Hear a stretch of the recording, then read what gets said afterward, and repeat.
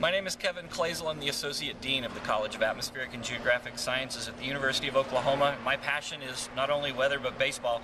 So my poster this year at AMS is called Brain Delay, and it's actually about a 1929 game between rivals Yankees and Red Sox. Of course, the 1929 Yankees are the Babe Ruth and Lou Gehrig Yankees.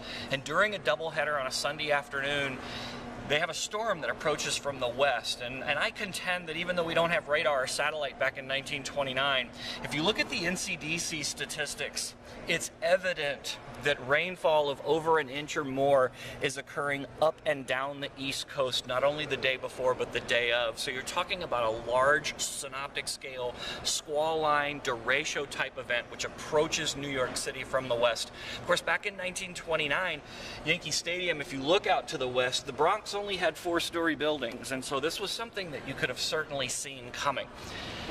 Now, of course, Babe Ruth and Lou Gehrig being on that 1929 Yankees team, they went back-to-back home runs in the third inning.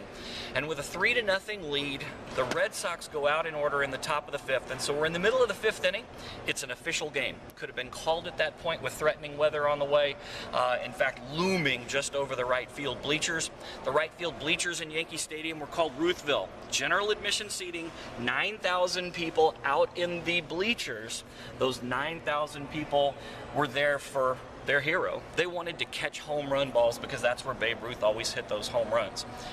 Babe Ruth was set to lead off in the bottom of the fifth inning. So the dilemma at this point is, do you call the game, which means the heroes don't bat, and you have the crowd control issues associated with that, or like in some of those Little League games, do you say, yeah, let's see if we can get in one more hitter?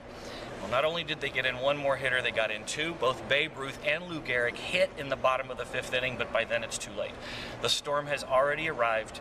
Hail is falling, high winds, lightning, heavy rain, and now the stadium is a mass panic in order to evacuate it.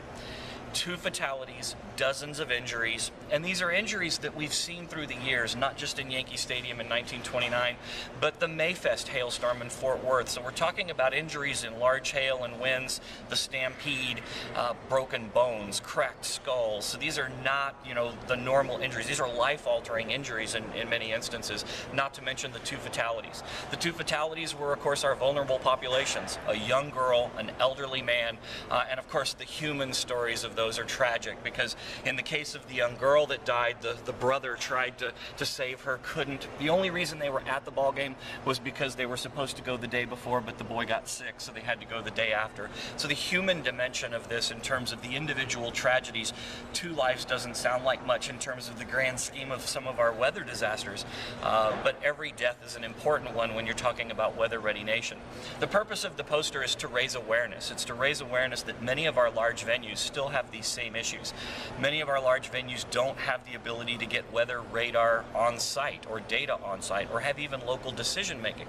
Many of these venues rely on an external decision point and not have somebody actually at the ballpark. So I will say that last year Major League Baseball made a huge leap. The Chicago White Sox actually proactively canceled a game before it occurred in a high risk, an SPC high risk area for severe weather. So we are making strides.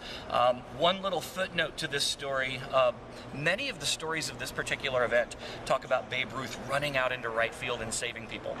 Those stories start about 20 years after this event. If you look at any of the actual day of, day after, weeks after event, there's no mention of Babe Ruth going out and saving anybody. So the legend of Babe Ruth, though, when you read some of the stories about this event, are that he was actually out there trying to save Yankee fans from their demise in terms of the stampede that followed this weather event. So from a standpoint of weather-ready nation, large venues are a significant concern, and the weather impacts for large venues are significant.